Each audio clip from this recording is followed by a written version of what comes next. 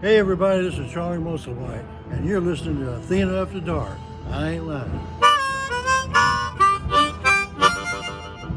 Thank you, baby.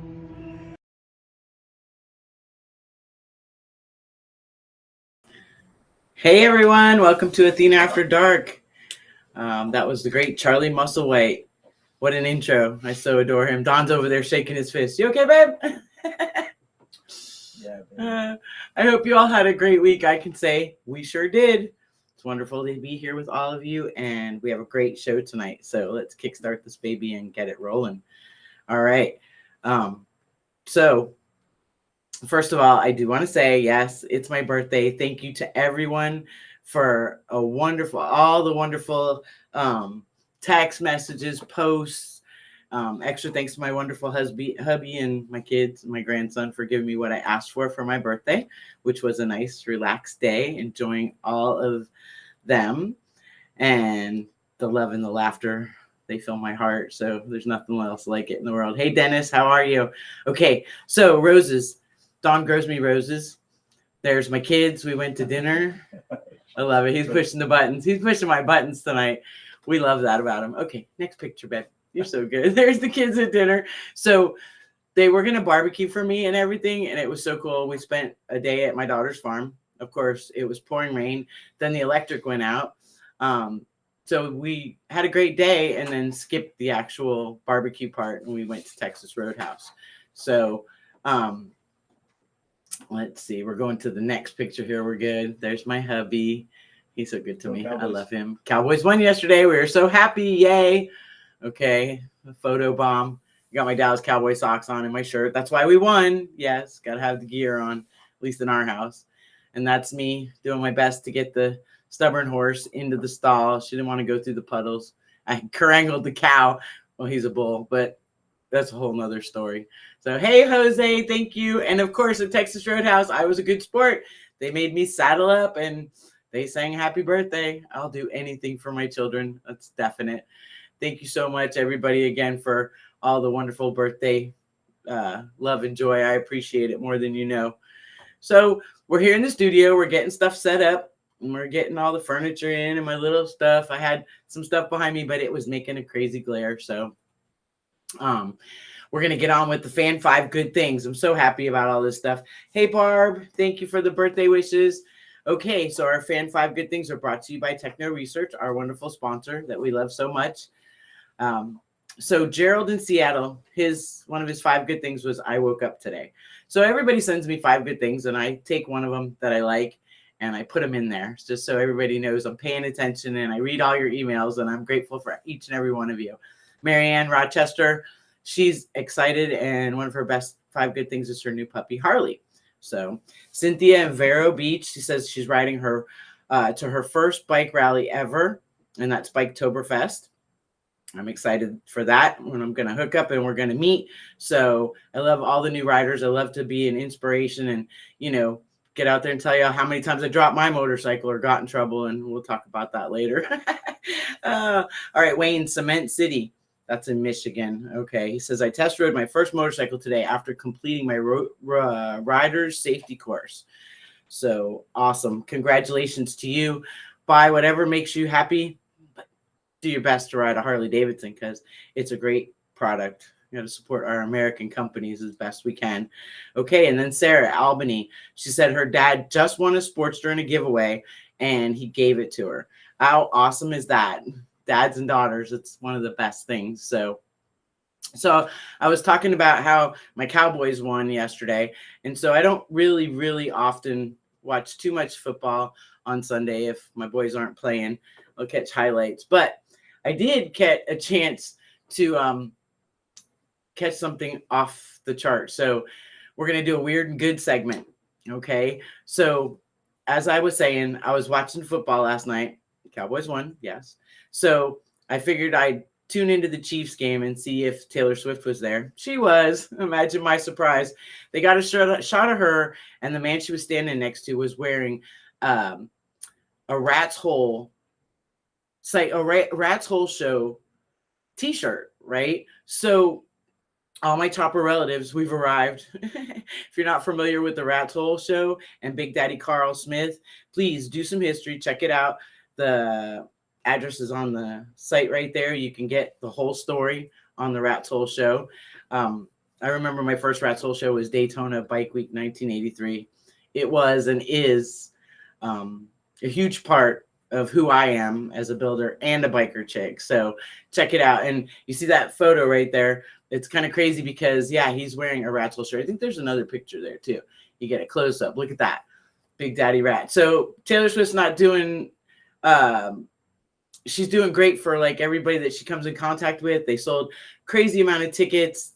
Ticket prices were through the roof for that game. And Travis Kelce, who is a very good player, I think maybe they might be dating. That's like scuttlebutt. But check it out. Her friends are cool. Hopefully, if that man needs a chopper, I'll build one for him. Just holler at me. I'd be glad to. All right. Speaking about Daytona, of course, the place to stay. The reason we go to Daytona, but the place to stay is Miss Maggie's South Country Inn. That is the coolest bed and breakfast you'll ever go to. She's booked all the time, so get in there early and grab a place. And, of course, the reason that we go to Daytona, we know, is Willie's Chopper Time. We love that show, and we will be there this year. It's Thursday, and it's the 19th, and it is from 11 to 4 p.m. They give the awards out, and if you haven't seen Roadside Marty actually roast the show winners, are you okay, babe? Yes, ma'am. You're shaking your head over there like you're having a rough time. No rough time on my birthday. It's my birthday. It's your birthday. It's your birthday. That's All right. your birthday. It's my birthday. Okay, I had cake. The cake was awesome. Dawn gets me a pudding cake every year, and it's really pretty good. I got to stop eating that stuff. I'm getting a little chunky. All right. So, as you know, we've been running a contest. Hi, Blanche. I see you. Leesburg. I love it. I love everybody that they tune in and they tell me where they're from. Okay. So, we have the contest so that young ladies who don't ride can write in and tell me why they'd like to learn how to ride a motorcycle. And when they did that, I got to read through them and pick a few ladies who are going to receive courtesy of Harley Davidson, and me as being the person to give them to you. I'm literally just the way that it gets to you. I love your stories. I'm going to send the feedback to Harley Davidson. And please continue to write in, continue telling me why you want to learn to ride, because the Generosity HD, we get to announce the winners this week, and we'll get to have another contest. So, okay, this contest was more of a mother's contest. I had a lot of moms write in and tell me why their daughters want to learn how to ride, need to learn how to ride. So the first story came to me from a motorcycle family. This nice woman has two daughters who, as life has it, ended up back at home. And her husband are very motorcycle related. Everything they do is based around motorcycles. So they don't really want to teach them how to ride and, teach them bad habits. So they would like them to learn how to ride on their own. And then, of course, tear up all the motorcycles that they have in the garage. So Vivian and Kira, we're going to go ahead and make sure that you have riders courses. And then a different kind of mother story, Brenda, you're also going to receive one. Brenda wrote in because her mom used to ride a motorcycle in the 70s, and she passed away, and she didn't know a lot about her mom's history before becoming a mom. Go figure, right? Happens with a lot of our kids. So what she did was she did some research on her mom, and her mom had a couple storage units here and there. And she got into one of the storage units, and there was a 1972 Harley Davidson that she found, had all the paperwork and everything. So now she wants to learn how to ride. She'd never entertained that fact, but because of that, she is going to be a recipient of a rider's course, and she's going to go ahead and do that. There's a couple other women that I'm going to send the cards to. Shannon, who was one of our 5 good things last week. She's been writing in and telling me all her little things that her little journey to get to a motorcycle, to get to learn how to ride. So we're going to make that happen. I'm super excited to inspire and help anyone who wants to go ahead and take the opportunity to learn how to ride. Some of these contests are for the ladies because, you know, we're out there inspiring women.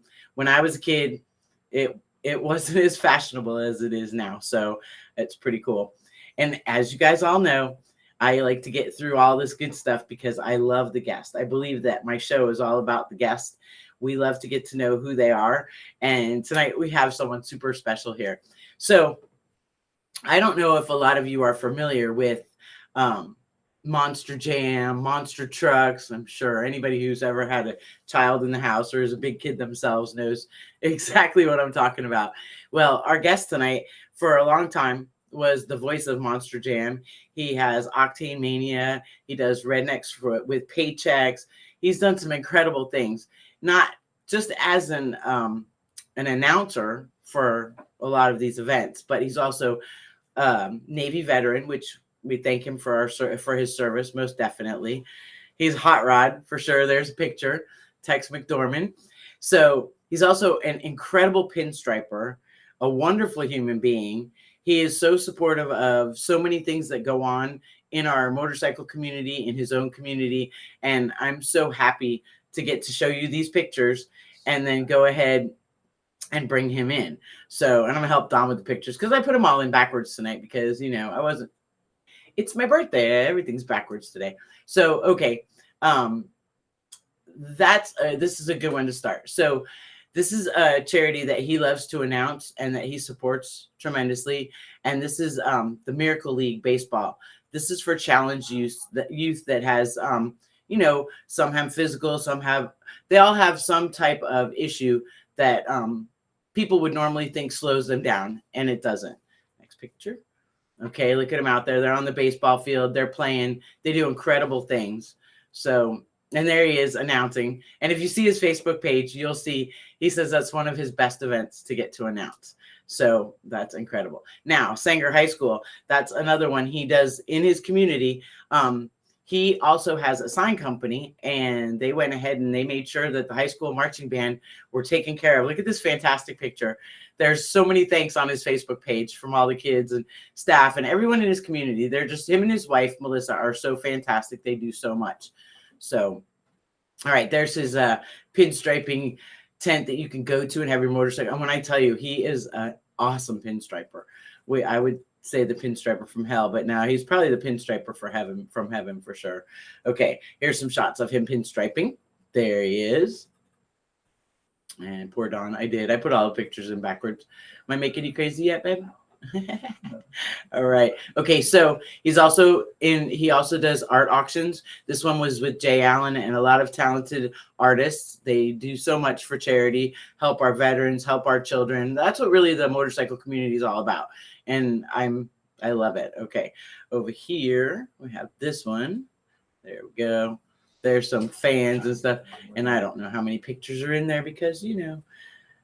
So we got this new streaming service, and we had the old one. Okay, there's him and Burt Reynolds, and that's at the Smokey and the Bandit 40th anniversary. How cool is that? How many people actually get to do that? There's a couple cool pictures in that folder there. All right, him and Toby Keith. That is fantastic. I mean, you know, and there he is at the Monster Jam, and I believe that's Gravedigger or somebody. Like, there's some good shots in there.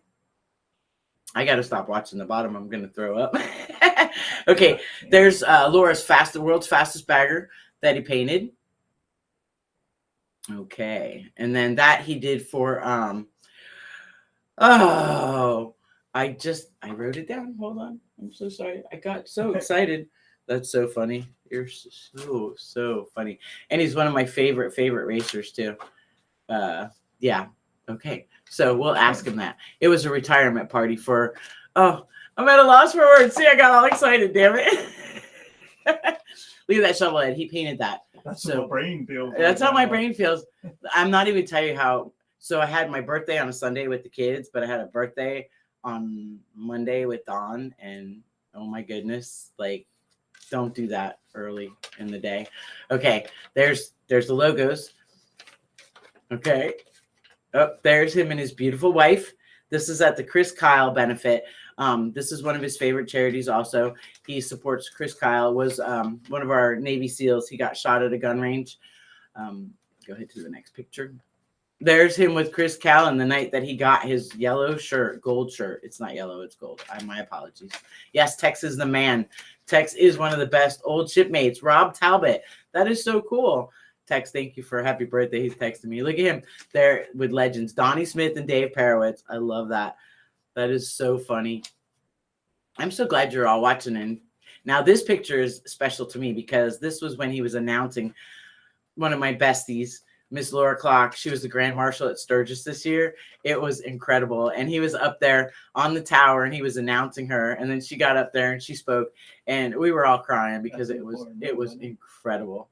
In the pouring rain? Yeah, no, the day before it rained. So there he is with Bo Duke, John Schneider. That was at Rednecks with Paychecks. He also does that event. How cool is that? I know I got more pictures. Okay. Yep. No, not those. Those are for the end. Those last two. Yeah. Okay. There's his gorgeous wife. Right when he graduated, him and his wife, when he graduated boot camp in the Navy. I think it was like 1982. That is so awesome. How fantastic is that? And again, we're lucky tonight to have him. He is such a hoot. I swear. It's just cool. So we're going to bring him in. And we're going to get a chance to talk to him. Don's going to get him in there. Oh, no, we're not. Yeah, you will. He ran away. Him. I know. It looks like he ran away, but he didn't. Oh. Good. Unmute him. You're good. Hi. Get you in there. Hey there, Hot Rod. How are you? Well, shake and bacon. Oh, not much. I love the pictures. They're fantastic. Yeah. I like your pinstriping behind you. You got all your art. How cool is that? Oh, yeah. So, Pretty cool stuff. how are you doing?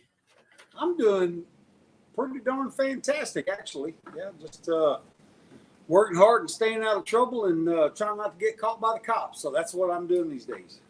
Oh my goodness! Somewhere in there, there was a picture. Get caught by the cops. There was a picture in there. I don't know. Don might be able to find it. I think I put it in the thing. But we've had that experience together.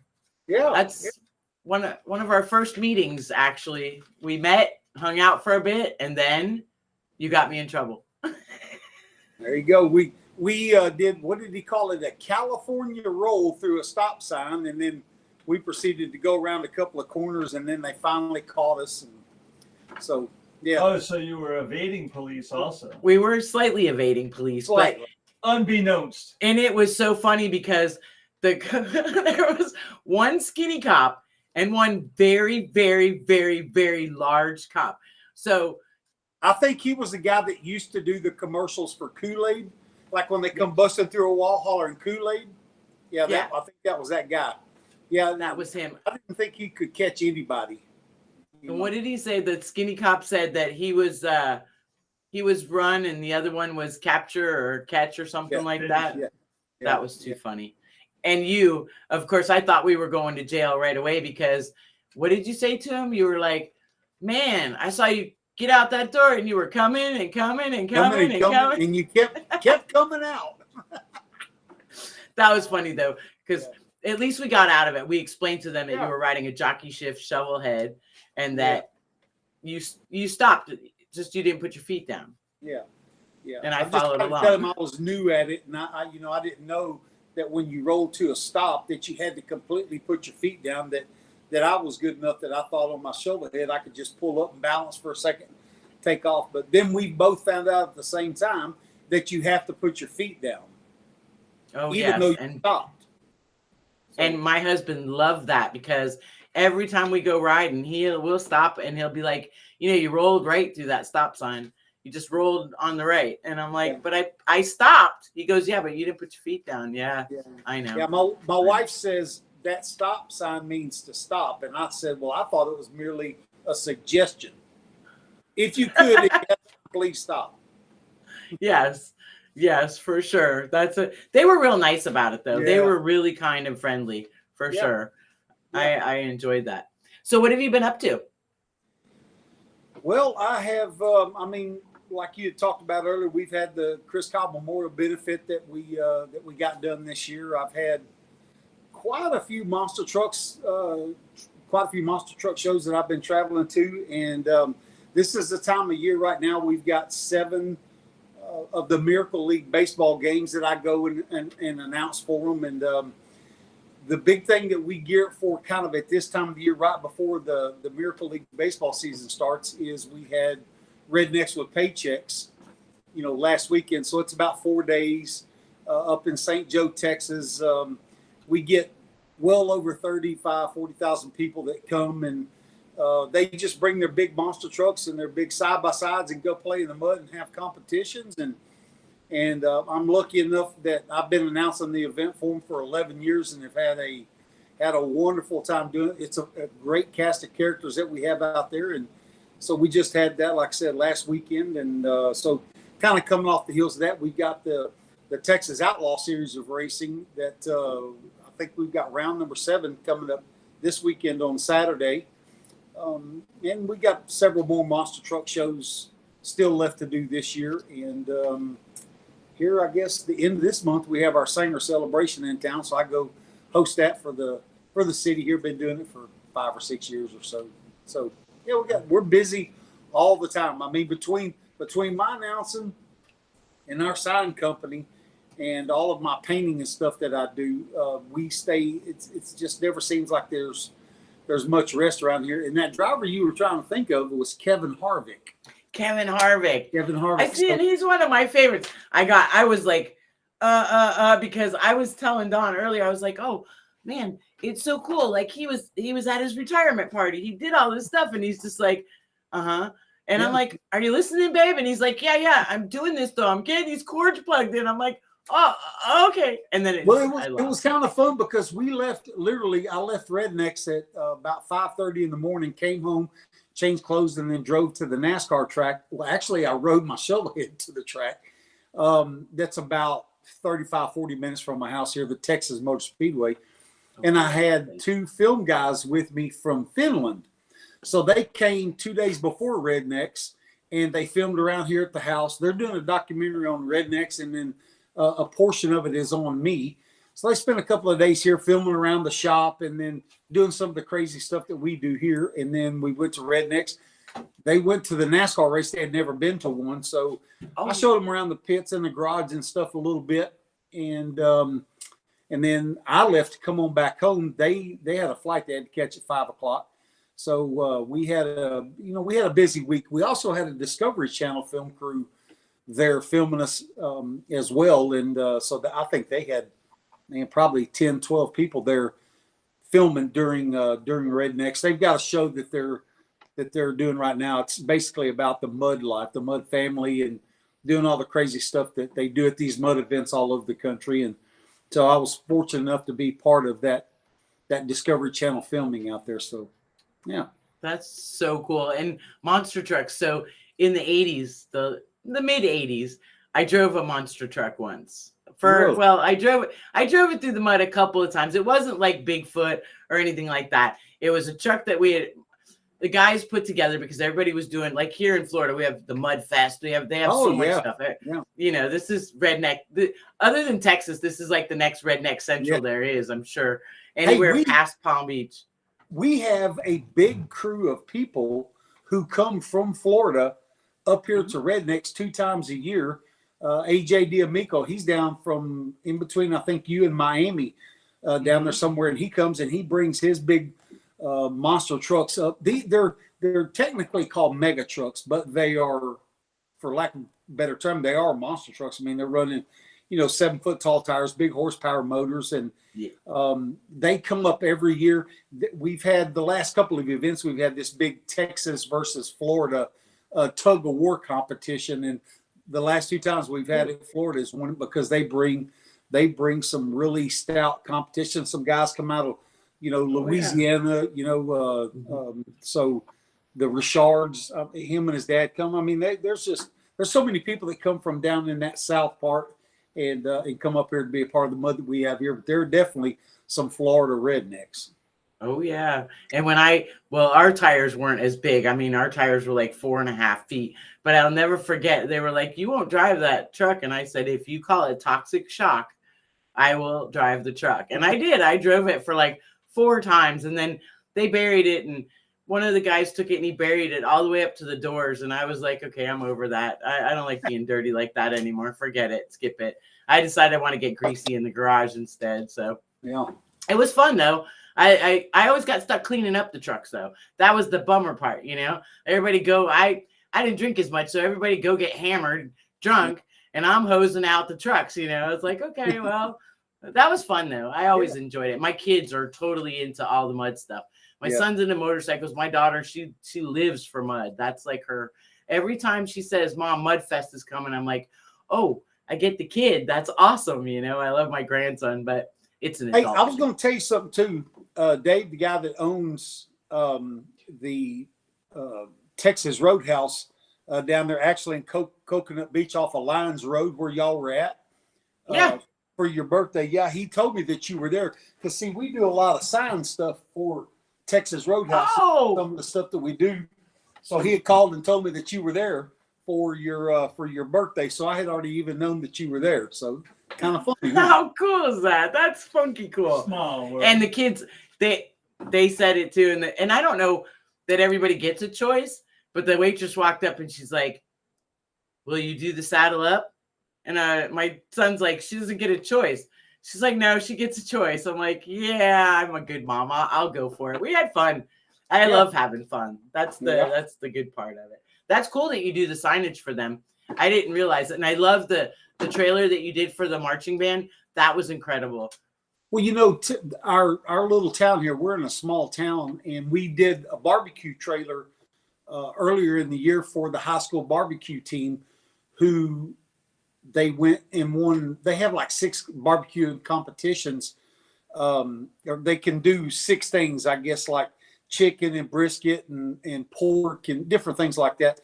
But out of the 6 competitions that they had, they won the worlds, the competition with all of the best high school barbecue teams throughout the United States all come together for one big event. And so they won like 4 of the competitions. And the cool thing is right before that, I was with Jet Tila, who is on the Food Channel. And so on Father's Day, they were doing the competition, and I got my buddy Jet to call and talk to the kids and kind of give them some tips the night before. And they were super stoked. So they went and won for the competition. So it's pretty cool to have this little bitty town of Sanger, Texas, and the high school. They just won a marching band competition this weekend. The high school barbecue team won the U.S. competition, and it's pretty awesome. So we try to get involved as much as we can in our local stuff. I host a Sanger Education Foundation Gala. We raise a bunch of money every year for our local kids. They have different programs and grants and things like that. And so I host the event and I help them raise money, and always donate something that's custom painted to the event for them to auction off, make a little bit of money. So your painting is amazing. I love that you do that. That you're so involved with your community. You're so involved with a lot of communities, but it starts at home, and that's incredible. That is fantastic. And I love that. I want to tell you too, my wife is so involved in all of that stuff that we do. The Chris Kyle benefit, she handles all of the registration and the online ticketing, and she builds the program that they give away to everybody who comes. And she does the program for the Sanger Education Foundation Gala. And so we volunteer all of our time to do that, to help them, raise money. And with these charity events, I hate to call them charity, the foundation events that I do throughout the year, whether it's a military thing or if it's for kids, we don't charge them any money to go and do those things. If it's a long ways away, I get sponsors and things like that I can advertise in my truck while I go do the trip and come back. And the people at the events are always gracious enough to let me give a shout out and a thanks to my sponsors, which I really appreciate them letting me do that as well. So that is so cool. And thank you for your service, by the way, and your wife's too, because I mean, she's gorgeous in the pictures. And I know you guys have been together 40 years, right? Yeah. 40 years? Almost 41 this December. Yeah. That's so cool. And I know you're a great. I think she lost a bet and she just doesn't want to give up on that bet, I bet you won't marry that big old fat kid over there. No, I'm just kidding. You're so funny. I know you're a great guy, so I know she has to be great because, you know, behind every great guy, there's a fantastic woman. That's how that goes. There's For definitely sure. a fantastic woman right by your side and cleaning and cooking and, you know, washing off your dirty truck. No, she don't do that. You're so funny. Oh, that's hilarious. And I love your artwork. You do. Thank you. You helped. You did Laura's World's Fastest Bagger, but you Yeah. also you just did the Empower Her for the Abbott House. You've done Yeah. a few other ones that they've done. Yeah, we've done several then- for the Abbott House, and we just did that bike for Sturgis that they took to the Mecum auction out in Vegas and auctioned Oh off.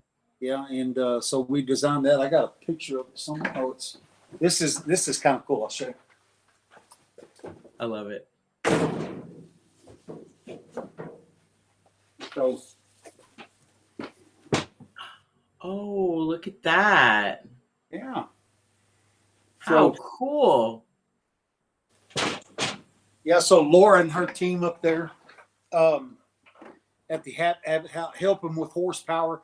They're the ones who put the bike together. I designed it, and they, you know, she got her guy up there to paint it, and they took it and raised some money for her foundations. And Laura Clark does a tremendous amount for the motorcycle industry and for you ladies in the motorcycle world as well. Yes. Oh yeah, and for kids and veterans too. She's Yeah. amazing. She's like part of my heart.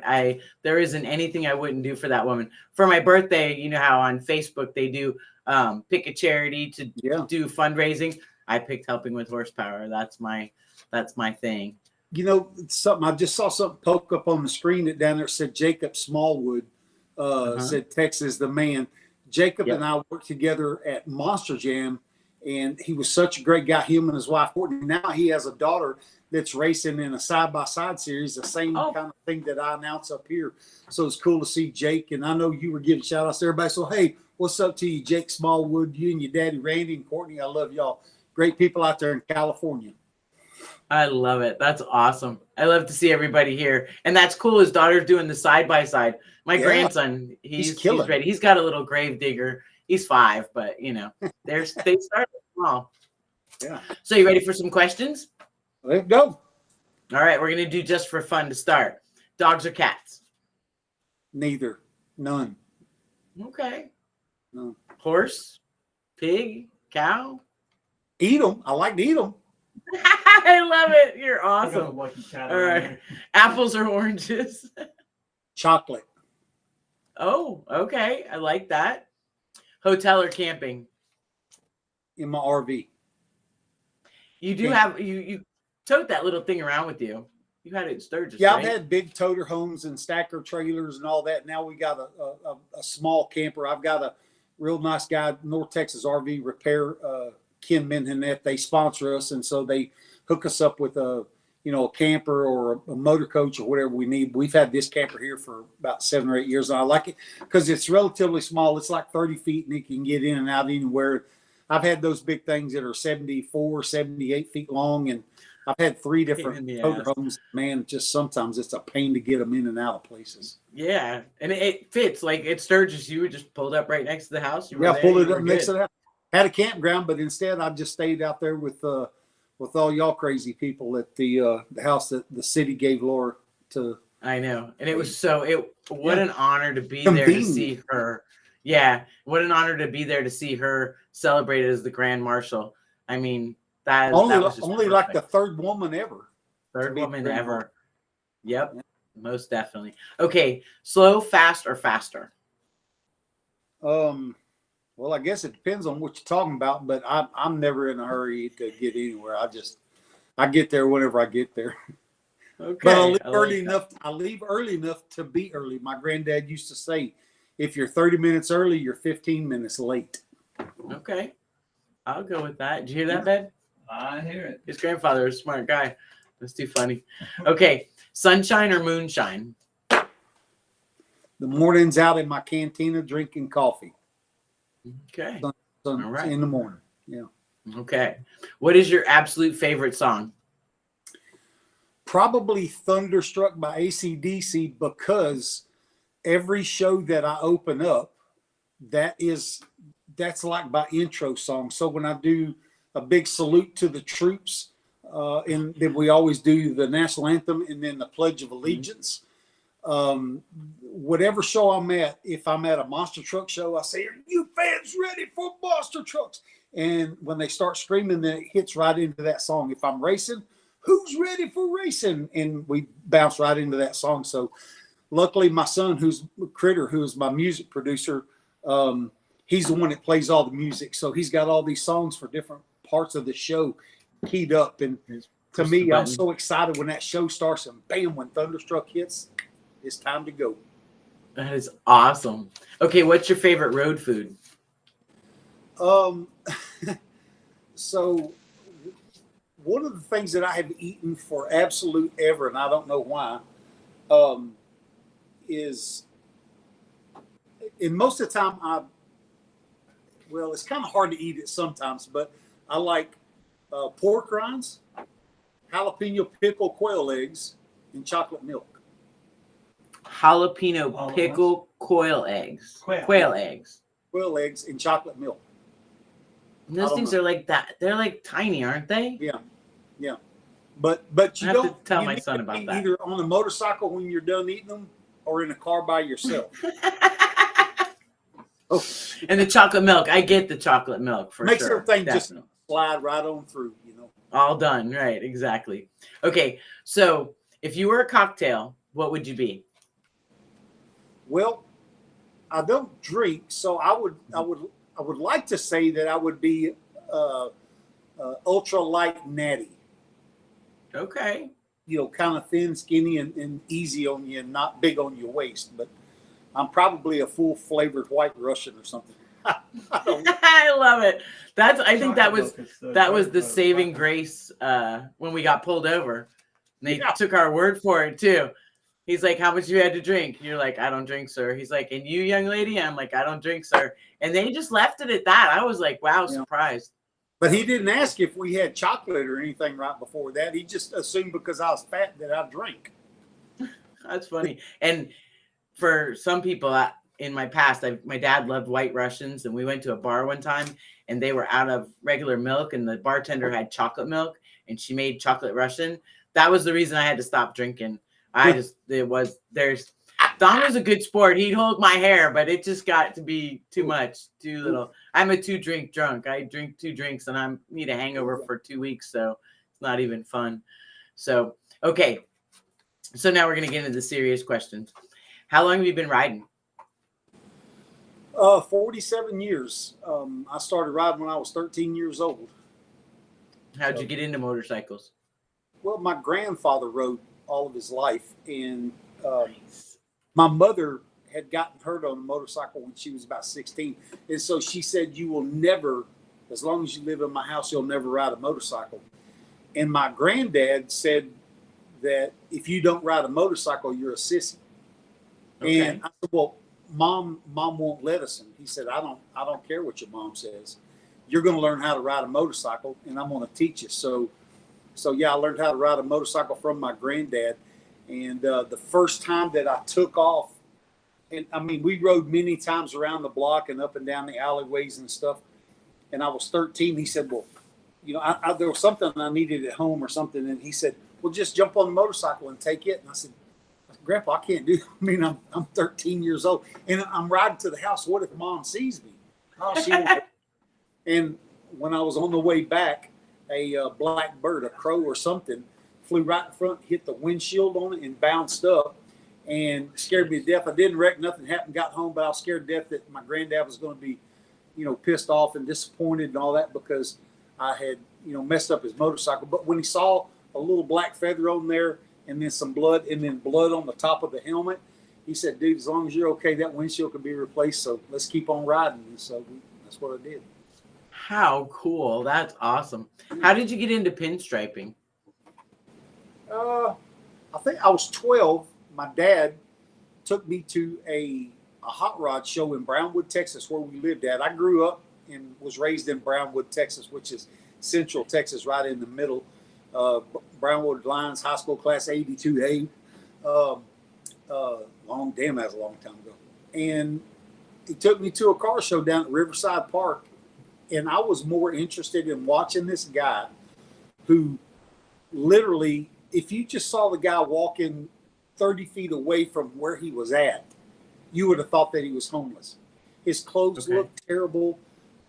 He had probably the second most ugly woman as a wife I've ever seen in my life.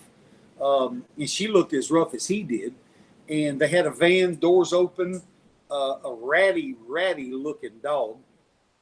But he had like 5 cars in there, and listening to the people around there talking about this guy, you would have thought that he was the second coming of Christ or something, about how much they adored him and the work that he did. And so I sat right there for 8 hours and watched him paint. And my grandmother, who was a famous artist back in the 60s and 70s, she was an oil painter, canvas painter. I always admired watching her paint. But I saw that dude pinstriping, and that was, I started very young as a kid drawing hot rods and drawing pinstriping on cars, even though I didn't know what it was. But then at 12 years old, to see the manifestation of a guy pinstriping on cars and bikes that I had seen in magazines and that I had emulated, that's when I knew that that's what I wanted to do. And I got my first paying job when I was not quite 14 years old, striping a hot rod for a guy, and got some of the closest friends, around the world. I mean, met guys at hot rod shows like a guy named Joe Novak, and he saw me pinstriping at a show one time.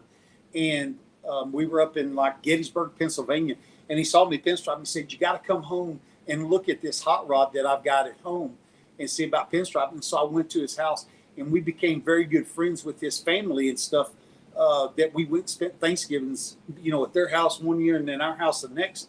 But it was guys like that I met at a hot rod show that if my dad had never taken me to, I don't know that I would have gotten to the point that I guess that I am now, or gotten to do the things that I've been able to do over my life. It was just that chance, encounter with, with that guy at a show. And I knew that's what I wanted to do.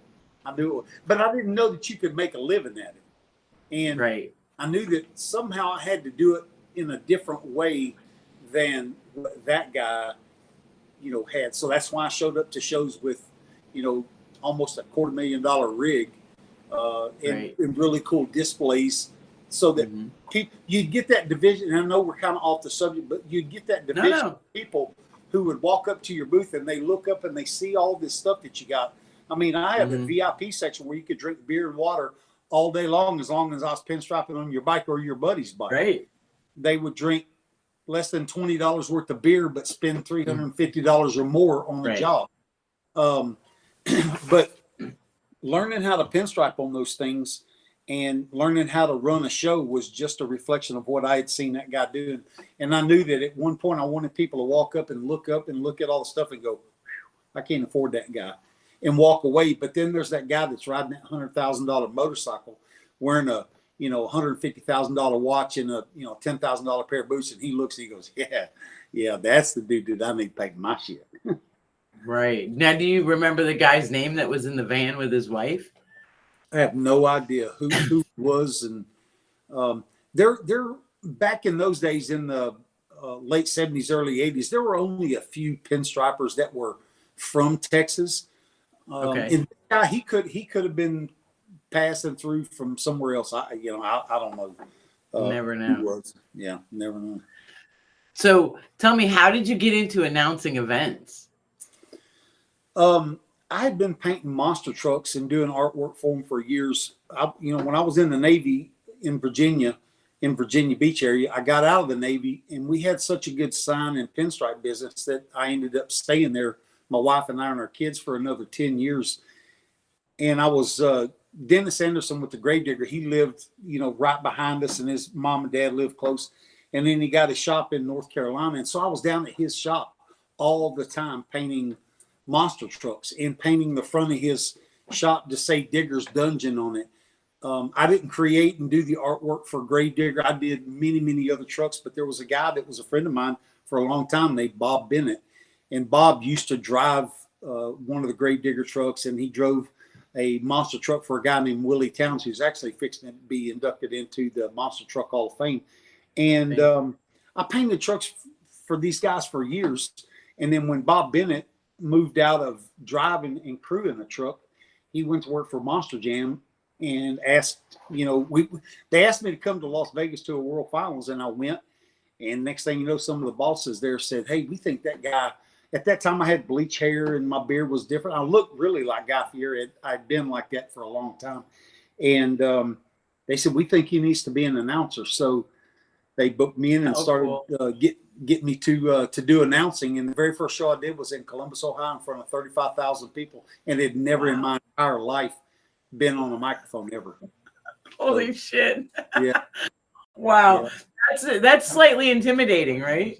Yeah, because I've never even been one in school that would want to get up in front of kids and give a speech on anything. I mean, I wasn't that guy, and I was so nervous inside.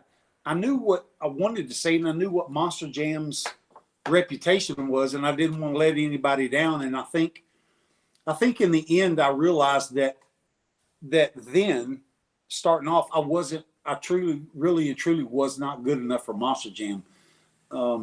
I should have done like I'm doing now, some smaller events, and then work my way up. I mean, I still do huge events now. You do, but then I didn't have any sort of experience in it. Now I didn't know the proper way to prepare for a show or any of the stuff, which now I'm extremely comfortable with that stuff. Right, and that's funny, Virginia Beach, because my wonderful husband, his grandmother, his Mimi, lived at 5000 Atlantic Avenue with Captain Joe Parker. He wanted to sponsor him to go to Annapolis, and he chose motorcycles instead. So he gets seasick like me, though, on a boat. So I understand it. So, yeah. I can get sick watching it at the dock, just floating. It's pretty funny. So what are your absolute favorite rides? Like, out of all your motorcycles, like your favorite ride, your bike to ride, and what's your favorite route you've ever ridden? As much as I've never been a beach person, for some reason I like the ocean, and I got a chance to do Laconia and do some riding up in there. When I was working on the NASCAR team, we did the race up there, and I got a chance. At that time, I was riding my bagger to a lot of the events. It's funny, you can't see, but just to the left of my desk, I can reach over and touch it. I've got one of my Harleys is right here, another one's right over there, and another one's over there. But I was riding a road glide that was pretty tricked out, and I rode back and forth in and out of all these NASCAR races. As a crew member, a bunch of us team guys would all gather up and meet each other, kind of going down the interstate and ride into a NASCAR race. But I loved riding up in the New England area, the Cape Cod, kind of like the old towns you would think Popeye and Olive Oil lived in. Those little seaside communities, fishing boats everywhere, and seagulls. That's where I love riding up in that kind of area. And the other one is probably riding around Sturgis. I love all of I've been to Sturgis 31 years, and riding all those rides in Sturgis, are awesome. I've ridden to Sturgis a dozen or more times, some from Virginia and some from Texas. But yeah. Gotcha. That is so cool. Larry Benning says it's an awesome story. He says hello. Everybody out there is watching, they're enjoying. That is so cool. Cool. So tell me, what's your favorite rally or event? I guess you give me both sides, because you do motorcycles and you do monster trucks. So, well, yeah. When we did when I was working with Monster Jam, we did so many events in Florida, from Jacksonville and Orlando and all that kind. I loved those shows down there because the fans are they're absolutely fanatics. It's unbelievable. And the thing I love most about going to shows, especially now, is you got guys that are my age, and I'm 60. So my dad back in the day would have went with me and my son. Well, now you've got 4 and sometimes 5 generations of families that come to these things, and man, they are absolutely just freaking bonkers. And I still get people who remember seeing me on on TV announcing for Monster Jam. You know, Scott Douglas, he's always been like the voice of Monster Jam, but there's been a lot of us guys that have been fortunate to be able to kind of follow in his footsteps. And do these big shows. And all of my shows, most of them were stadiums, so they were just all big, you know, ginormous shows. But I love doing the monster truck shows in Florida and in Anaheim.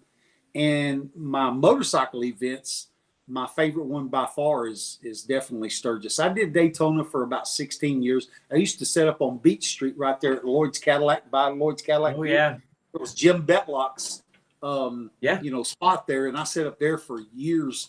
And before that, I was across the street. Then I think the very first time I went and set up, the first 2 years, it's crazy. I set up at Spider Swapatona. Oh. Back in the day. Yeah. They said, "Oh, you need to come out to the Cabbage Patch." I went to the Cabbage Patch, and I mean, the spiders were pretty crazy out there. But Cabbage Patch, I'm like, yeah, I don't think unless I'm just, you know, I don't think I could do that one. But I was fortunate enough to get hooked up with Jim and set up in some good places, you know, right downtown. And when they had the Easy Rider spot across the street. Yeah. And they had that spot right across the street, right on the waterfront. I said, times. Yeah, I did traveled a lot with Easy Rider too, back in the day. How cool! And Jim Betlock is iconic in our industry, and his daughter Darcy, she's done phenomenal things. I painted a bike for Darcy about 10 or 12 years ago, actually. Yeah. Nice. Yeah, she sends stuff from Northern Tool for some of our contests and stuff like that. Super fantastic woman, and then super smart. She's a guru. She definitely is a guru for sure. All right, so then my next question is, what's the most fun you've ever had on a motorcycle? There's two that I can think of. First and foremost would be when my son Critter turned 18, we rode our bikes to Sturgis, and he had never ridden anything that far away. And his poor mama, she was just scared to death. But we rode to Sturgis on the bikes, and when we got up there, we met. There used to be a guy that was down in just south of Fort Worth named Albert McClure, and Albert was a product tester for the bike world. And Albert and I had been on a bunch of rides where we'd done 1,000, 1,200 miles in a day. And there was a guy that came up that Albert introduced me to. I can't think of the guy's name, but he used to do this race where they raced from the East Coast to the West Coast, kind of like the Cannonball. But they had some very strict restrictions, or they had tight restrictions on how their bikes could be, no suspensions and no this. And it was just so many crazy things. But this guy had done it several times in like 36 hours, riding from San Francisco to like Charleston, South Carolina in 36 hours. I mean, sounds like the Smokeout. Smokeout used to do that. They come across country. Yeah. So my son was like, "Well, Dad, what's it feel like to ride that many miles a day?" I'm like, "Hell, I don't even know how to explain it." So on the way back home, I said, "Well, we'll do 1,000 mile a day." So we did 1,050 miles, and he didn't even want to sit on that bike for about 2 months after that. He said, right. But that was one of them, and the other one was a pretty cool time. If you remember Branscombe, he used to use a Hawaiian guy. Renegade, right. So Branscombe and Lorenzo Lamas and Dan Haggerty, the Grizzly Adams. They all came to my booth in Sturgis one year, and I had a friend at that time. He was working for Excel Motorsports, that's selling spark plugs and wires. Name was Bear Copeland. And we all rode up to Crazy Horse and got to go, kind of out in front of the head and all that kind of stuff. And that was, I don't know why, as many thousands of rides as I've done, that one sticks in my mind along with that one with my son. Lorenzo Lamas and Branscombe Richmond, they are both fun individuals. I love when we go like the Lichter party and stuff like that. Yeah. They've always been, the two of them and Steven Tyler have always been definitely entertaining. They laugh, they joke, they're very jovial. Not what you would think by most Hollywood circles, you know what I mean? And then Dan Haggerty, like he was He was Grizzly Adams. That had to be really cool. Well, he That's- saw me. I saw him. I was walking into the store in Sturgis, and he was coming by me. He goes, "Hey, you remember that big long coat that I'd sent you a picture of, the one that the ice cream man?" Ice Cream Man from Okay. Hell. And so I'm walking into the store, and I had that coat on, and old Dan goes, "Hey, that's a cool coat. I saw you wearing that thing going down the interstate in Daytona last year, riding down I-95 about 80 mile an hour with that coat just flapping in the wind." And I'm like, "Oh, cool. Thanks. Good to see you." And as he's walking in, I go, "Damn, that guy looks awful familiar." Well, I go back to my booth, and Lorenzo Lamas and Branson was already over there, and he comes walking up, and Barry goes, "Hey, yeah, this is my buddy Dan Haggerty." I'm like, "Oh shit, yeah, I just saw you, kind of going in the store." So it was a cool encounter. But I want to tell you something that was a quick funny story. Is a bunch of us crew guys all rode our bikes together and met up and went to the different to the different NASCAR races, like I said, and and so we had about 5 of us, I think. I had stayed the night at Mike Skinner's house, who was a NASCAR driver, and he lived over in Port Orange there, outside of Daytona. And so a bunch of us crew guys, there were like 5 or 6, and we all rode into Daytona, and we're fixing to go in the tunnel and go inside the Speedway. little $5 an hour security. "Oh, y'all can't come in here." And I said, "Bullshit, we got hard cars." So we pulled out our credentials, and I said, we were just here, last year at the event last year, and we came in here. So we're on the crew. All of us are on the crew, and we can go in. He said, "You cannot ride your motorcycles in here. They've got a new rule, no motorcycles." I said, "Well, maybe for the common people, no, but for the crew guys, we can ride in." And I said, "So just call a real cop and get him to stop us." He said, "Well, hang on. Let me explain something to you." I said, "Okay." He said, "Look right over there. See that little fenced in area right there?" I said, "Yep." He said, "The bike on the left, that's Kyle Petty's bike. The bike right next to it is Richard Petty's bike. The bike next to that is Mark Martin's bike. So you take your damn bikes and park it over there by them guys' bikes." I said, "Oh shit, yes sir, no problem." So Yes, we sir. went over and parked, and they got us a shuttle and took us inside. So I didn't ride my bike. That's so cool. That is cool. I love Daytona. I absolutely love Daytona. I actually got to ride on the apron, lead a parade for one of the women's Harley Davidson women's events years and years ago. Yeah, tons of fun. I absolutely loved it. Okay, so then what's the most fun you've ever had announcing an event? Ooh, wow, that's a good question. In some ways, I think that the Monster Jam World Finals has always been a really cool one to do. When I was doing them in Vegas, and I got to see some return people that I had, seen there from the year before or seen throughout the year. I had some people that were friends and fans of mine in the custom paint world that live in Hawaii. They sent paint work over from Hawaii for years, and they ended up a husband and wife and their kids, 2 different families from Hawaii, flew over to watch the monster truck show. They were big monster truck fans, and they said, "If you're going to be there, you already paint stuff for us. We're just going to come and visit." I'd been painting for them for years and never met them until they came to the World Finals. So that was a big one. And then last year, I got to announce a monster truck show, even though it was relatively small, but it was in my hometown of Brownwood, Texas. So a bunch of my high school friends came. All of my family that still lives around there came and watched me. So I probably had 100 of my friends and family members come to the event. And that was the first time I actually got to do a show besides what they had seen on TV or, in a magazine or whatever. That was the first time I ever got to do a show in my hometown. And so that was, that was pretty special to do. That is super cool. Well, now we've got a friend of mine, Mike Harper, over in Decatur. He puts on these great shows called Monster Truck Wars, and I love announcing for him and doing the shows that he does, because he puts on a great show that's compatible, in my mind, a little bit smaller scale than what the Monster Jam shows, but his shows are always fun and a big family entertainment value of putting on a show. Because that's basically what I'm doing, is I'm a performer, so I'm just part of the show. I'm just the one that tells everybody what's going on. I'm nobody. I mean, I'm truly nobody. I'm not driving a truck. I'm not building a track. I'm not part of a safety crew. I'm just a dude out in the middle talking to the fans about what's going on. Well, and everybody loves that. And it's the whole team that makes the event so enjoyable. It's everyone that participates, the people you don't see, the drivers, the mechanics, the people out there announcing, you know. So I want to give a shout out your buddy Ron Talbot, your old shipmate. Oh, He damn. says good seeing you. Yep. Larry Benning and Chad Kennemer and Rob Miller, they say good evening. Everybody's watching. It's so awesome. Old trailer, Very, my very buddy Chad cool. Kenner's old trailer. Yeah. Trailer Trailer. park.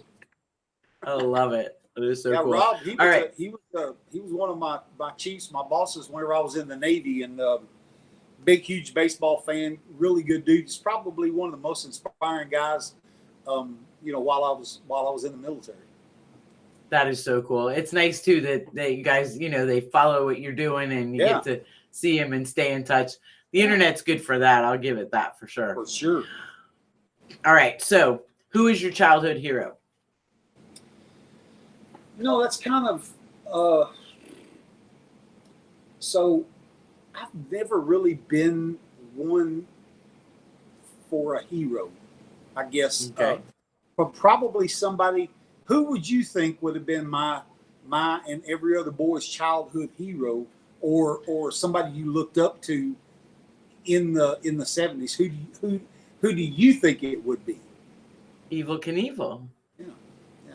Yeah. That's like that's who everybody wanted to be. I mean, we all wanted to jump stuff on our bikes, and you know, we didn't know about building choppers, or we didn't know about welding forks on or putting self-tapping screws. We'd just cut forks off other bikes and take a hammer and beat them on there and pop a wheelie and hope that God the front wheel didn't fall off. And Never even thought about it if it is or not. Yeah, but I think he was probably somebody.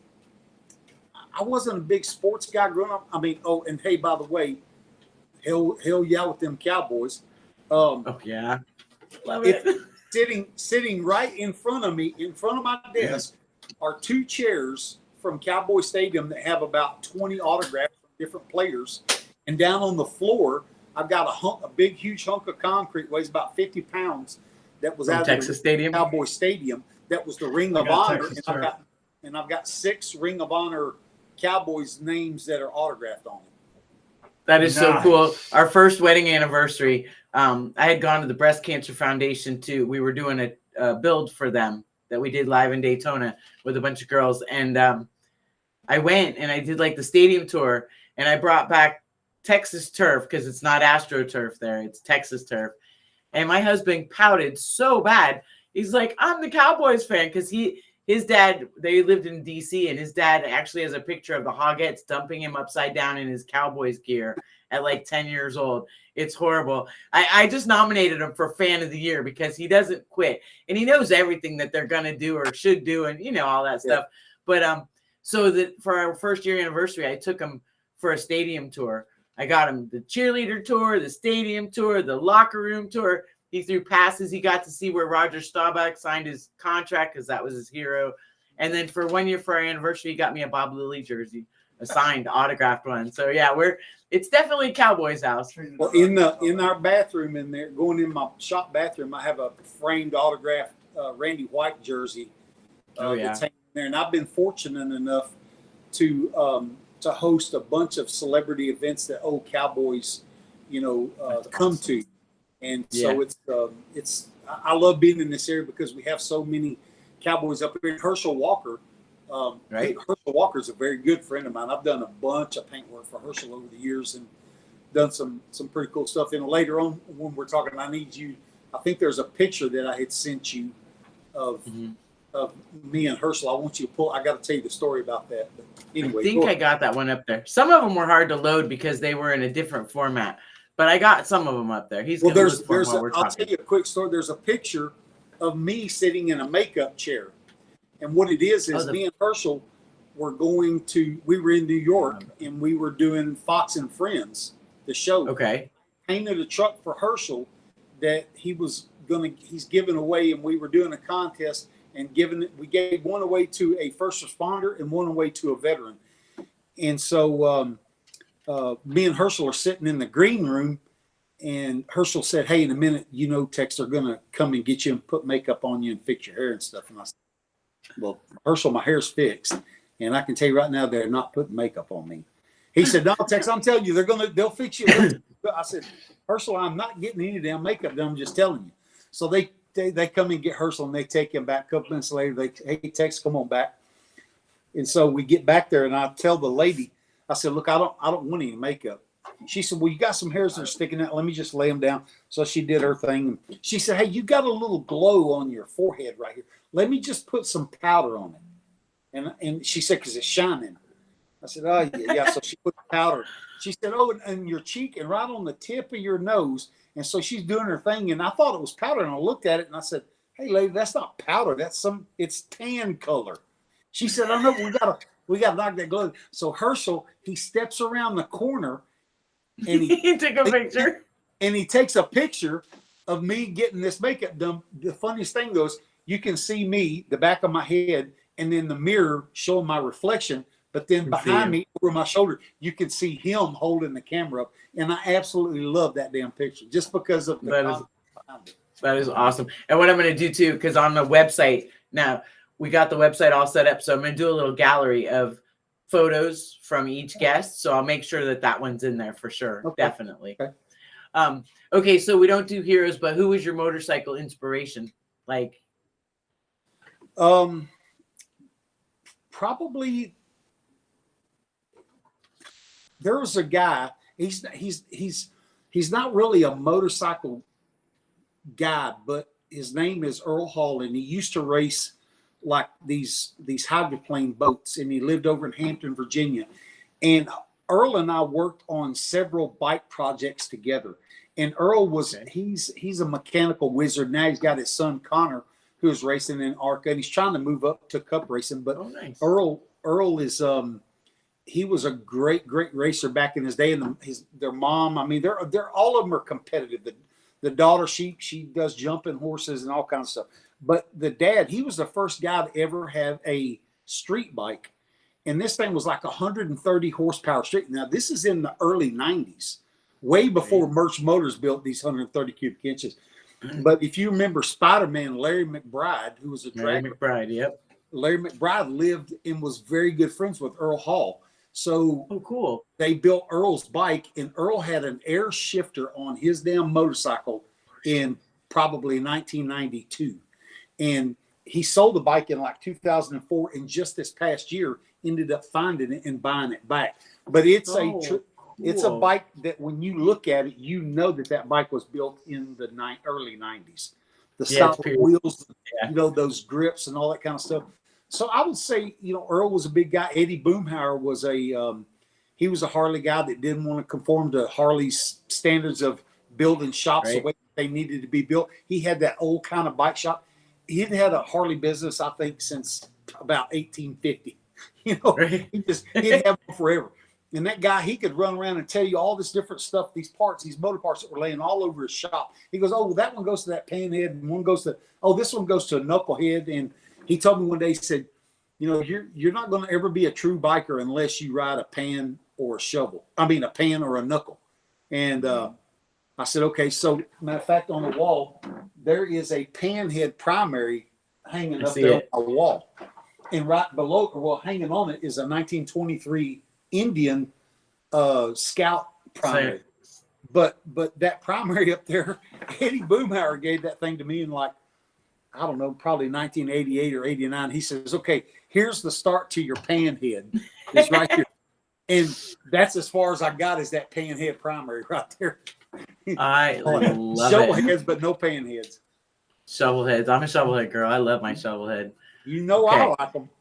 I know you do, and you ride it too. I love it. It's got the air ride, like you have the air suspension. That was, I saw that and I was like, suicide shift. That's the only way to go. That is it for sure. Only thing I don't have that I wished I would have. I've had 6 or 7 shovels. This is the first one that I've ever had that didn't have a Kickstarter on it. Oh yeah, that's a must. Yeah, that's definitely a must. Okay, so what is your most cherished motorcycle memory? Cherished motorcycle. It might kind of sound goofy, but I think when the very first time that I put on my yellow shirt, my hamster shirt, and rode from Spearfish into Sturgis. And that was because in the motorcycle world, kind of pretty much for us, I guess, in a way, the highest honor that you can be is inducted into the hamsters. Mm-hmm. And most guys, it takes them 5 or 6 years. But at that time, I had really, really long hair and a big long, and people just didn't know how to handle me. And I was fresh out of the Navy, and so I had that, you know, that kind of mentality that 3 men can keep a secret if 2 are dead. And Right. I just I was a rough dude, you know, and so it took me 9 years to become a hamster. Wow. And but I think that probably is my most cherished memory, is that ride. And I still have the picture hanging up on the wall of that ride that day. Nice.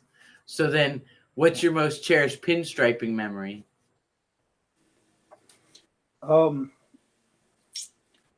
I think it was at Sturgis probably in 2019. You know, you pinstripe bikes all day long, and you don't think about the jobs that you're doing. And I loved where I was at because a lot of my celebrity friends would come by and stop and visit. People would look over and go, "Oh, so and so's over there," and they come over. They associate you with them, and so they think you're more than what you are. But one night we were getting ready to close up shop, and I had like 7 or 8 bikes in my booth, and then I had 2 sitting over on the side, and the other ones had pretty much been picked up. But my son said, "Dad, are you gonna have like the little?" We had a little cop that was out there all the time. Well, they had 2 of them actually, but one of them, he was a little dude from Ireland. Every time I saw him, for some reason I wanted a bowl of Lucky Charms.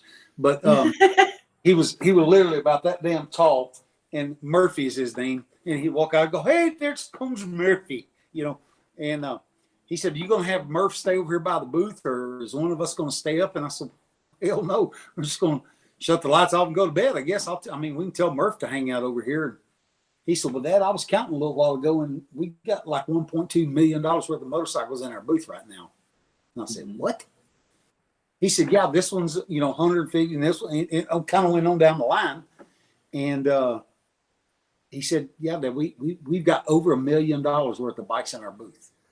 And I kind of thought right then, I'm like, if I got to the point that I got $1 million worth of motorcycles in my damn booth. So yeah, we stayed up all night. Yeah, no doubt.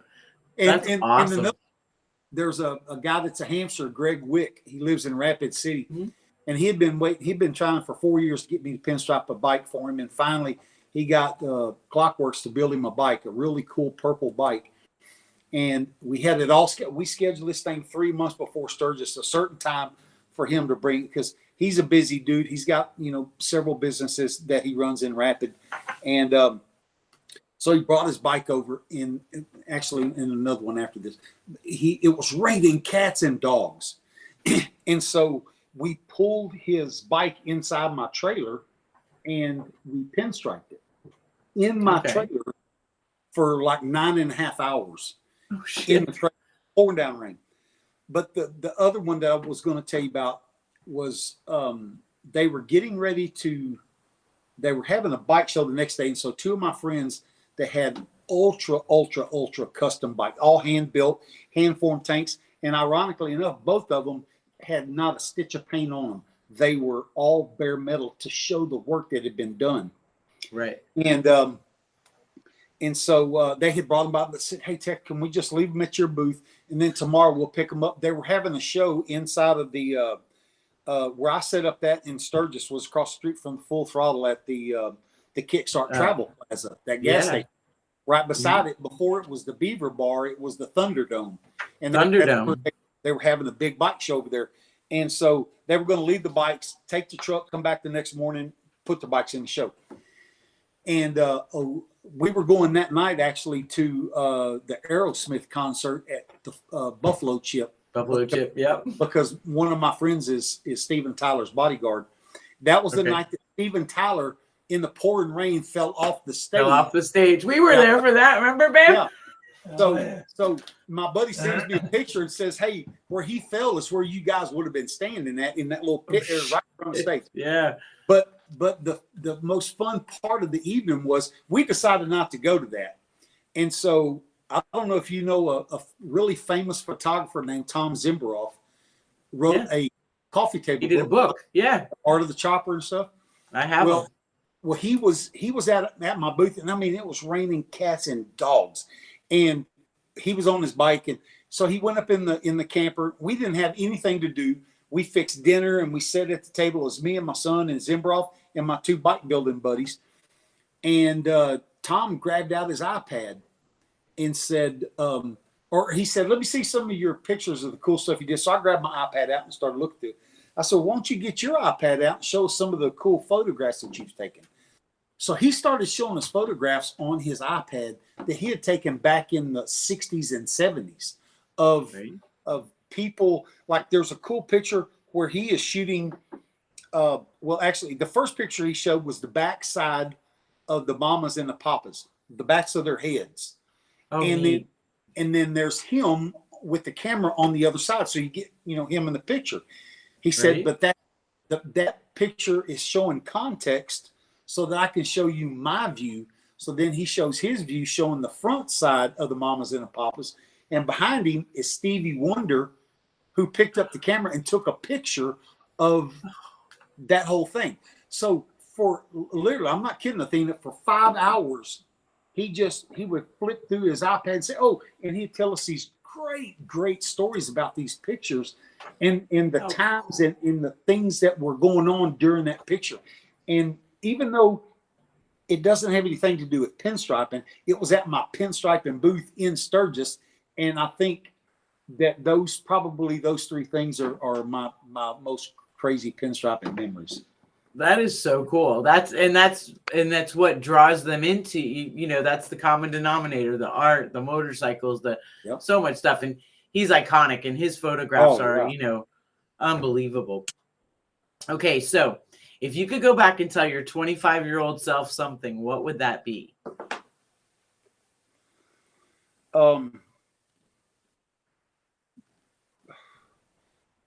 Probably that you're never going to believe this, but in 20 years, you're going to get to announce the 40th anniversary of the Smokey and the Bandit cast and crew reunion, and you're going to get to sit on the side of a jump ramp and interview Burt Reynolds, the guy that you saw his movie when you were 13, 14 years old about 7 times with all of your buddies.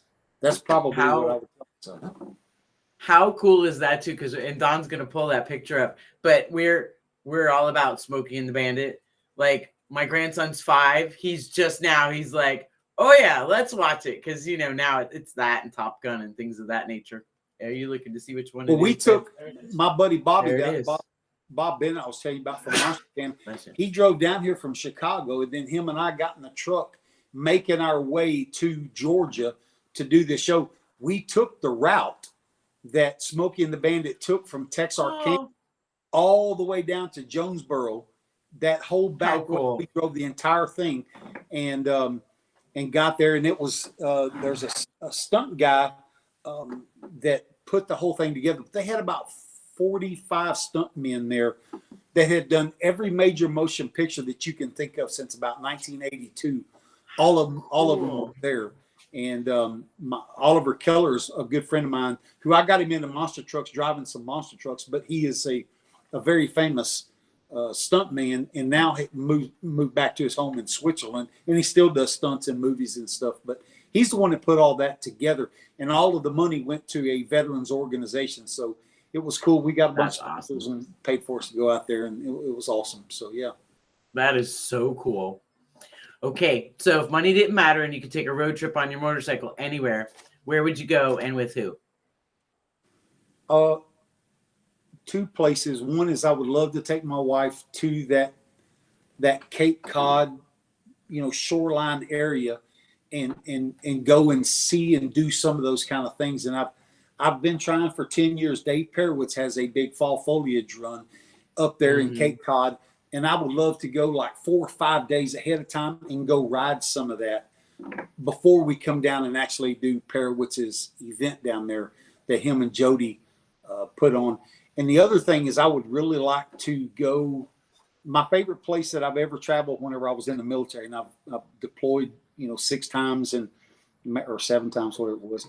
But to go back to France and go to Italy, I'd love to go back to Monte Carlo and ride through there and up to Cannes and Nice. And I would love to take my wife and go to Rome again and see, all of the, the Colosseum. And I'd love to go to the Vatican and take her to see Sistine Chapel. Yeah. All the great art that I got to see years ago. And I thought one day I'd go back, and I don't know. When you were there and you went in, did you go inside like the Sistine Chapel or the Vatican and see the actual art?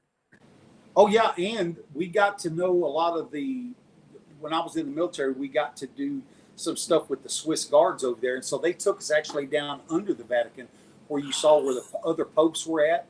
And we got to see a lot of stuff that was kind of behind the scenes that most other people didn't get to see. And there's a lot of guys even that I was stationed with in the Navy that didn't even know of the stuff that I got to do and was able to be a part of.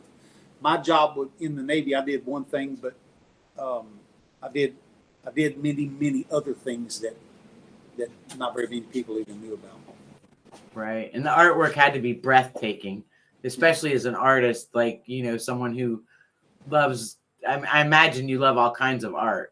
It has to be that way. You're an artist, right? You're an artist and you see art in everything. You, as somebody who has a show, you watch something on TV and the way that thing is produced, man, we really need to do something like that in our show. I see the same thing, whether I was in Israel and seeing the artwork that they had over there, or whether it was in Rome and seeing stuff. There's pinstriping and gold leafing and stuff that was done 1,000 years ago. Yes. That people, you think that gold leafing and pinstriping is something that started in the 50s with Von Dutch and Ed Roth. Shit, that stuff started 1,000 years ago or more. Right. Yeah. Same thing with engraving and when they do the metal, the forging and stuff like that. Just incredible stuff. So if you could announce at any event in the world, which one would that be? Like if you had your pick and you could just say, I want to do that, would be like the icing on the cake or the cherry on top? I've always wanted to be the announcer for Sturgis and for Daytona and for Myrtle Beach. And there's a lot. I'd like to be an announcer. There's another guy that does a lot of that stuff now that I would like to be, that kind of a guy, or go. I mean, I love some big stuff. My goals are set. I love NFR, National Finals, out in Vegas, and I'd love to be a part of doing some of that. Hopefully, I'm going to be doing some bigger PBR rodeos coming up in the future this next year, and because I came from that world. I was a bull rider for a really long time.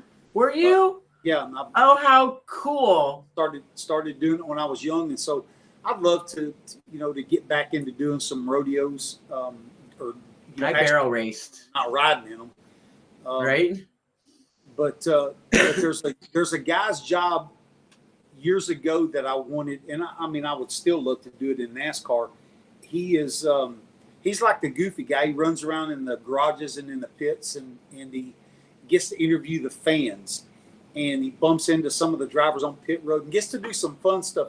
Not so much the serious stuff, but the more fun stuff. And now you see he's doing the that Hot Wheels build and stuff, that TV show for Hot Wheels. But what I'd love to do is incorporate all of those events that we do. Is I want to interview and have segments and parts of those shows be where I get to interview some of the celebrity friends of mine, not only of who they are and how they got there, but then what they do to give back to their community, their state, their nation. What do they do to give back? And some of the people don't want to be recognized for what they do, but they give a lot of money or a lot of time, or they show up at an event and they help raise funds, or they donate something to an event. So I'd love to, whether it's at Sturgis or whether it's at a NASCAR event or whether it's at a rodeo, is find some of those. You see whoever it is, George Strait or Reba McEntire, whoever, you see them at the event. And most everybody knows how they got to where they're at. What was their break? Right. One thing that sent them on that path. But okay, now that you've got there, Right.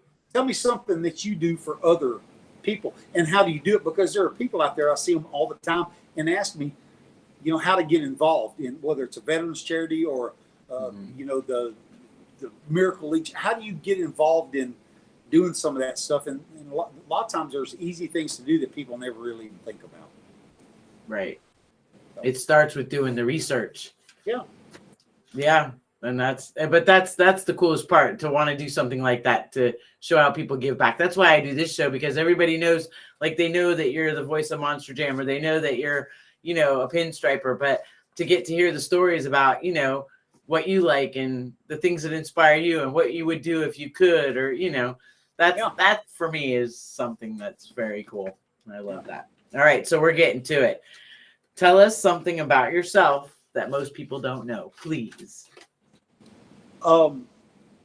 That when I'm not doing all this crazy stuff and talking on a microphone and in front of thousands of people, or pinstriping at an event, I love doing stuff around my place. I love building, doing outdoor, like, landscaping features. I drive down the road in the back of my truck right now.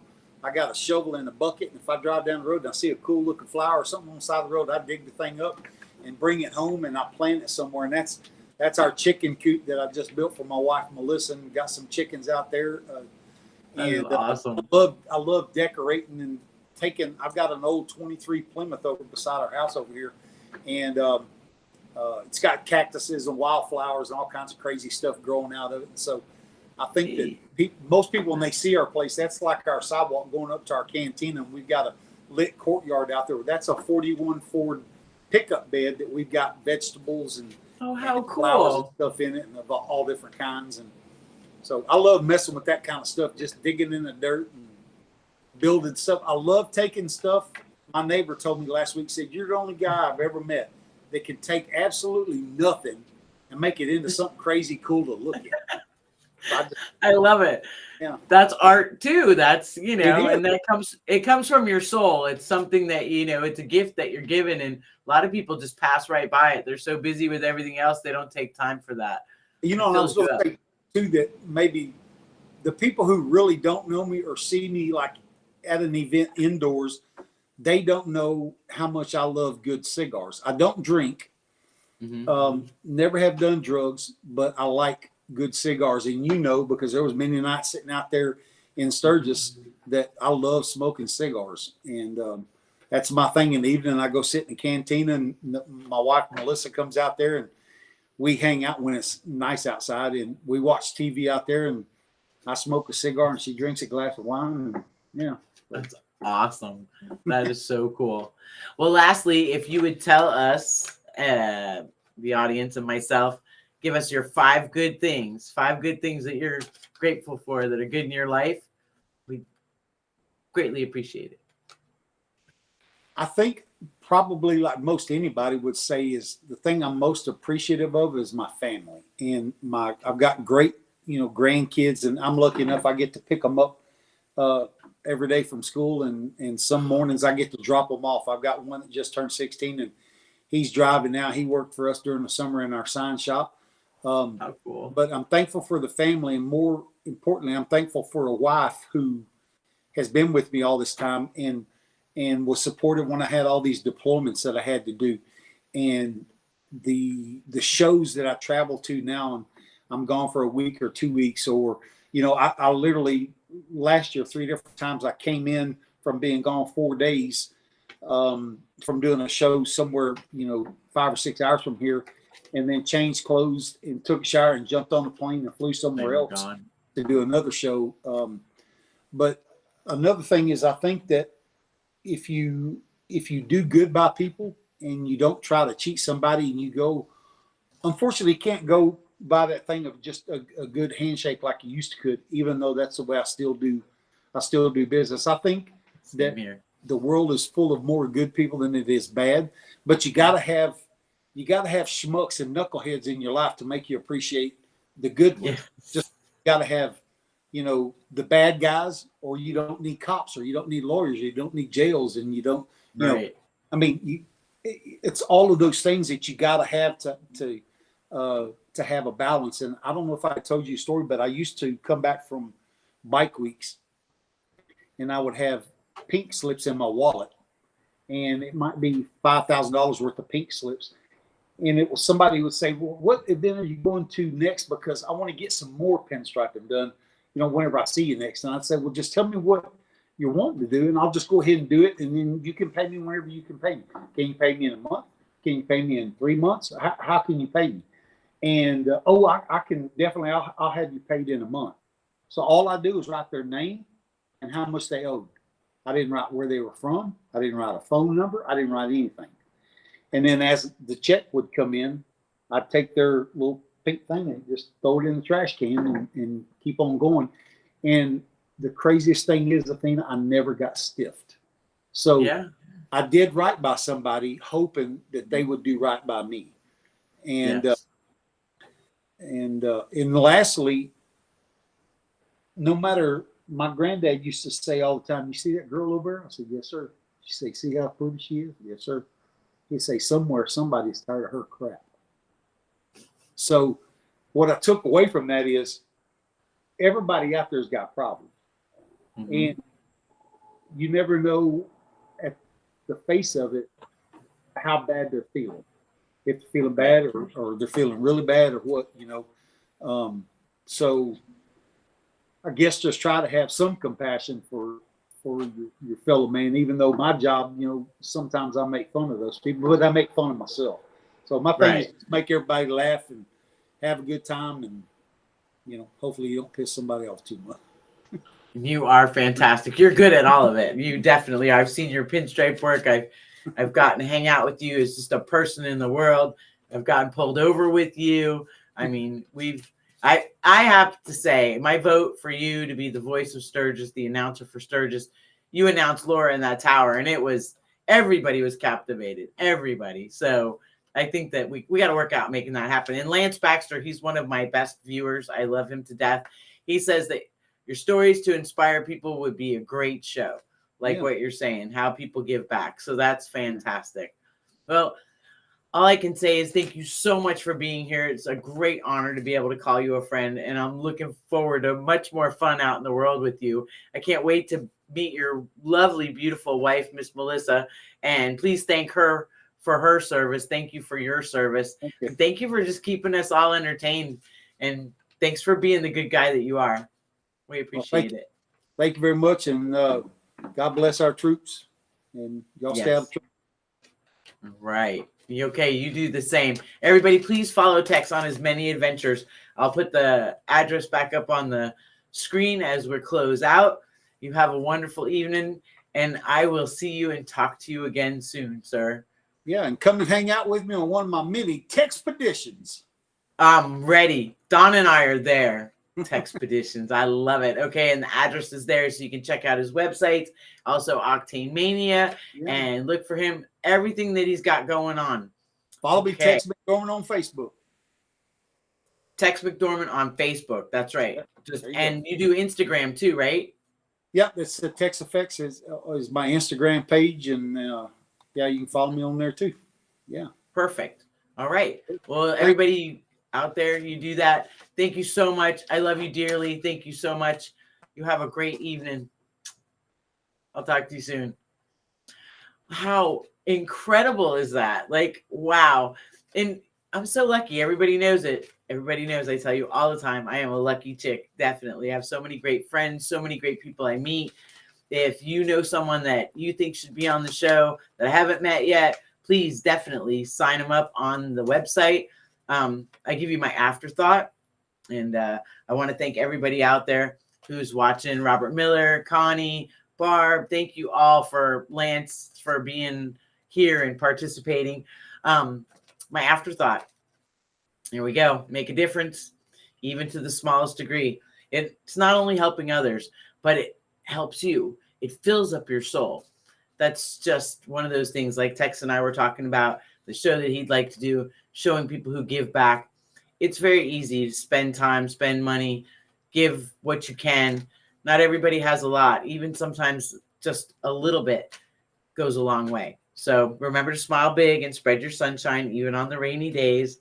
Be kind to yourself and others, because it truly does matter. All right. Please follow and share. Send us pics, emails. Send us your 5 good things, local events, feedback, all that good stuff. Going to start filling the walls here with some stuff for some depth in our new studio. So we got Tank. Tank is over here. Uncle Larry left me Tank. Uncle Larry's not with us anymore. And then on the other side, I got Muddy the Monster Truck. If you were on Chicks on 66, you know who that is. All right, so we're getting it all full back up here. Okay, go to athenaafterdark.com.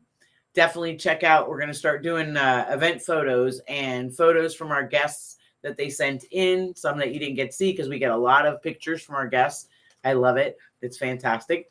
Follow us at Athena After Dark on YouTube, Athena After Dark Productions on Facebook and Instagram.